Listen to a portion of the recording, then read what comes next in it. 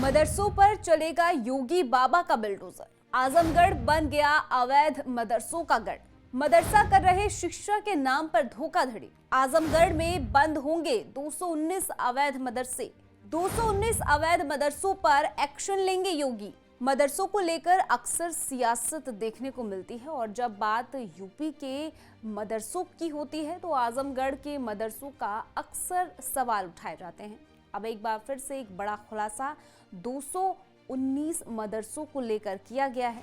जी हां, आजमगढ़ में मदरसा पोर्टल पर ऑनलाइन डेटा एंट्री के दौरान गड़बड़ी पाई गई है। जब इसकी जांच की गई तो पता चला कि 219 मदरसा ऐसे हैं जो कि महज डॉक्यूमेंट्स पर ही हैं, उनका असल में कोई अस्तित्व ही नहीं है। यानी कि मदरसे जो है ही नहीं, उसके लिए फेक डॉक्यूमेंट दिखाकर सरकारी पैसा भी लिया गया है। पूरी खबर आपको डिटेल में देंगे, लेकिन उससे पहले आयुन भारत को सब्सक्राइब कर लीजिए। स्वागत है आपका, मेरा नाम तान्या अधिकारी। उत्तर प्रदेश के आजमगढ़ में जिन 219 मदरसों को लेकर खुलासा हुआ है, उसने सभी प्रशासन से लेकर सरकार तक को हैरान कर दिया है। दरअसल आजमगढ़ में जांच के वक्त पाया गया कि 219 मदरसे सिर्फ कागजों पर चल रहे थे। इसके अलावा जिले के अलग अलग थानों में धोखाधड़ी के मामले दर्ज किए गए हैं। जांच में पता चला है कि 219 मदरसे सिर्फ कागजों पर चल रहे थे और उनका कोई अस्तित्व ही नहीं था। दरअसल जिले में मदरसा पोर्टल पर ऑनलाइन फंडिंग के दौरान 313 मदरसे मानक के अनुसार नहीं पाए गए थे। जब एसआईटी ने इस मामले की जांच की तो पाया गया कि 219 मदरसे ऐसे हैं जो कि असल में है ही नहीं। बताया जा रहा है कि ये मामला पिछले कई सालों से चल रहा था, जब 2009-10 में बिना अप्रूवल के कई मदरसों को मान्यता और सरकारी फंडिंग दे दी गई थी। इस पर 2017 में सरकार से शिकायत की गई थी। जांच में 380 से ज्यादा मदरसे अवैध पाए गए थे, जबकि 213 मदरसों में गड़बड़ियां सामने आई थी। इसके बाद इस पूरे मामले पर जांच प्रशासन ने एसआईटी को सौंप दी। इसके बाद 2022 में हुई जांच में ये पाया गया कि 219 मदरसे अस्तित्व विहीन ही है। इन मदरसों के संचालनों ने सरकारी धन के गबन के लिए गलत दस्तावेजों का इस्तेमाल किया है। अब सवाल ये उठता है कि सरकार इस मामले पर किस तरह एक्शन लेगी, क्योंकि ये कोई पहला मौका तो है नहीं जब मदरसों पर उंगली उठाई जा रही है।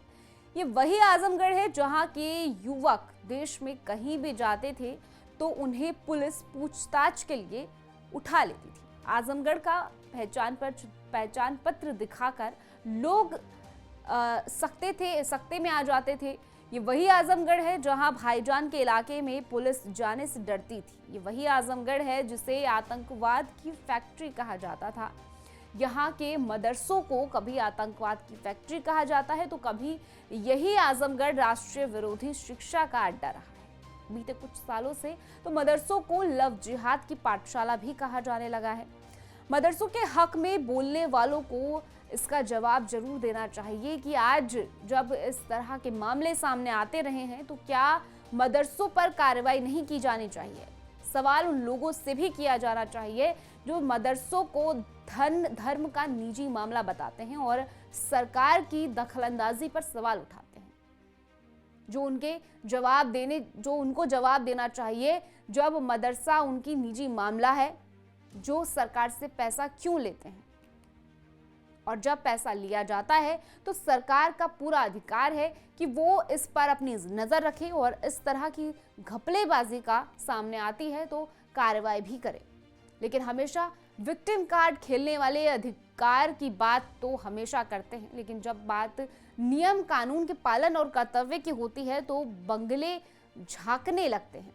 लेकिन अब यूपी का नमाज बदल चुका है। जब से योगी जी सूबे की सत्ता का पर काबिज हुए हैं, आजमगढ़ की तस्वीर बदल गई है, साथ ही में बदल रही है आजमगढ़ की पहचान। पूरी खबर पर लेकर अपनी राय कमेंट सेक्शन में जरूर बताइएगा। बाकी देश और दुनिया की ऐसी खबरों के लिए आप जुड़े रहिए आयुन भारत।